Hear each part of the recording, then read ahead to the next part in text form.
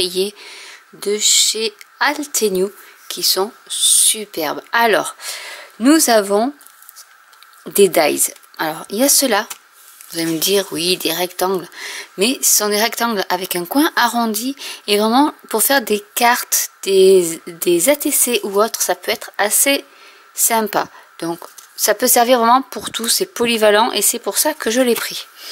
Ensuite, vous avez... Alors, j'adore faire des cartes avec des 3D et des dies, des découpes. Donc là, nous avons tous les dies pour faire ce joli palmier en pot. Avec même le dies pour faire un ombrage. Donc je vous ferai des vidéos à ce propos. Même si je vous ai déjà fait quelques vidéos sur tout ce qui était die cut. Mais là vraiment, j'adore. Et c'est sur les thèmes que je préfère. Donc les tropiques. Donc pareil, ici vous avez des pots, vous avez des fleurs de Monstera.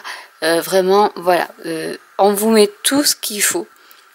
Dans les... ça c'est pas à... avec une couche, etc. Donc vraiment, on vous met les pas à pas et vous avez tous ces dies avec. Et celui-ci qui peut faire même un die cœur, pas forcément feuille.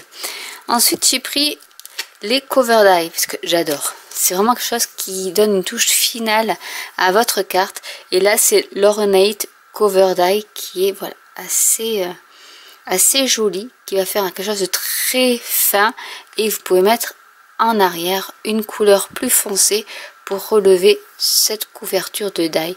Donc je vous montrerai ça également.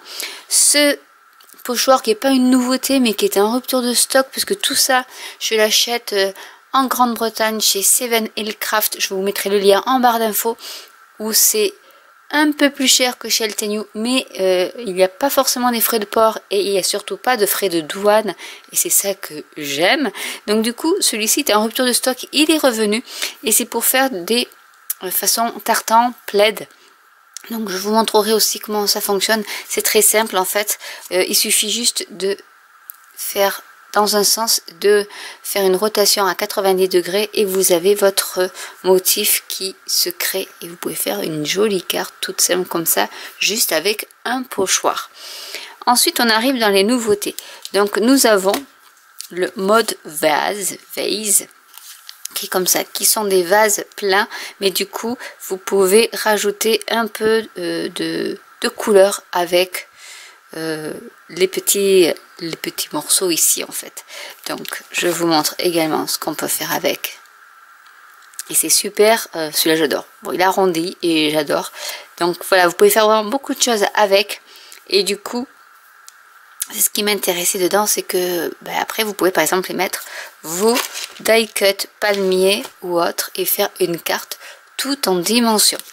Et avec bien sûr vous avez les masques et les pochoirs comme ils font maintenant et les dies assortis. Ensuite nous avons Incredible qui est ici, qui est une grosse fleur et vraiment celle-ci je l'adore avec les pistils qui vont aller ici, qu'on peut embosser en argenté ou en doré.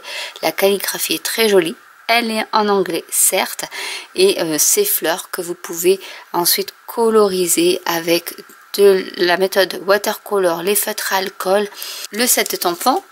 Vous avez les dies assortis, donc voilà ce que ça donne. Et pareil, les pochoirs et masques assortis. Ça, je vous avais déjà fait une vidéo là-dessus. Ici, nous sommes toujours dans les tropiques, donc nous avons le vase filler, donc avec les tropiques, les fleurs, les feuilles. Celui-ci qui est très joli.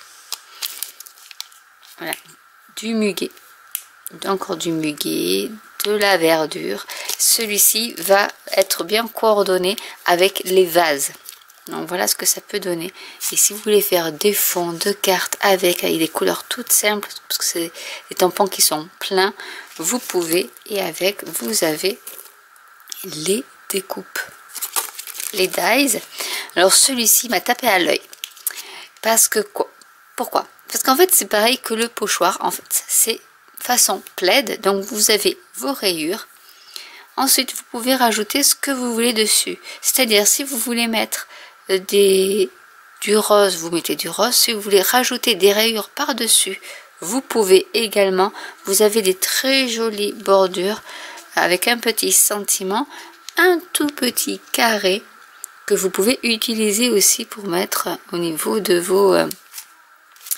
votre set de tampons carrés. Ces sets de tampons carrés sont aussi super pour vous en servir si vous n'avez pas de jelly plate par exemple. Vous pouvez vous en servir façon jelly plate pour faire un fond de carte avec. Donc il y a plein de choses. On peut faire vraiment beaucoup de choses.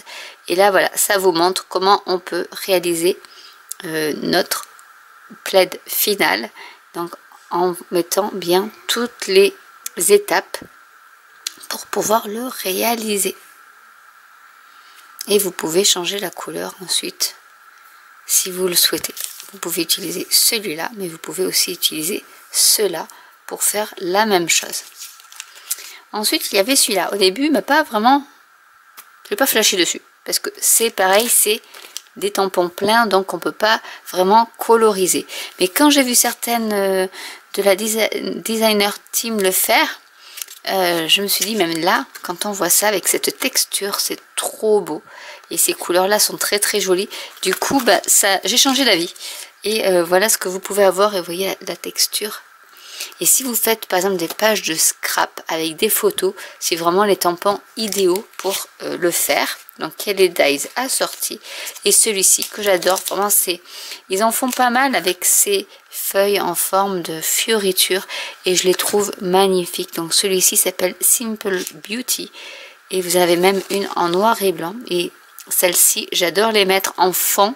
Et ensuite y mettre une autre fleur par exemple, que j'aurais découpé comme ceci, avec celle-ci aussi en flanc, mais vous pouvez également les coloriser. Mais voilà, c'est vraiment un set de tampons que j'affectionne particulièrement. J'ai quand même réussi à l'avoir, l'Obsidian Pigment Ink, qui était toujours en rupture de stock, puisque j'ai les autres, j'ai l'antique, je pense, c'est l'antique gold, et j'ai la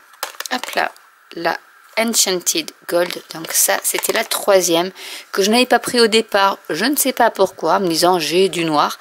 Mais quand je vois comment elle tamponne, elle est vraiment super. C'est presque comme de la Versafine. Le noir est vraiment intense. On peut embosser dessus puisque c'est de l'encre pigmentée. Donc elle a un séchage assez lent. Et du coup, vous avez le temps de l'embosser avec de la peinture à embosser transparente et ça vous donne une brillance supplémentaire. Donc vraiment ce sont des encres qui sont super et de super qualité. Et j'ai réussi qu'à en avoir un, mais tant pis, c'est pas celui-là que je voulais le plus, mais c'est les nouvelles couleurs de chez Altenew. Donc il y a aussi un bleu et un violet qui sont superbes, mais qui étaient en rupture de stock. Celui-ci n'était pas en rupture de stock, donc tant pis, je l'ai pris. Et j'attends donc les autres. Là c'est la collection Fall Harvest. Et vraiment j'adore ces petits cubes qui coûtent quand même moins cher que ceux-ci. Et qui sont aussi pratiques parce que quand on utilise une plateforme de tamponnage par exemple, c'est plus pratique d'avoir des mini cubes. Donc voilà un peu mes achats chez Altenew. Donc j'essaierai de vous faire des vidéos. Si je n'y arrive pas là, je les ferai après mon déménagement. Donc j'espère que cette vidéo vous aura plu. Si vous avez vous voulez absolument que je vous fasse un test sur tel ou tel set de tampons, dites-le moi vite pour que je puisse le faire avant que je déménage. Sinon, il faudra attendre après, au niveau fin février, pour que je le fasse. N'hésitez pas à liker si vous avez des questions. N'hésitez pas à cliquer sur la petite cloche, à vous abonner. Et je vous dis à très bientôt pour une autre vidéo. Bye!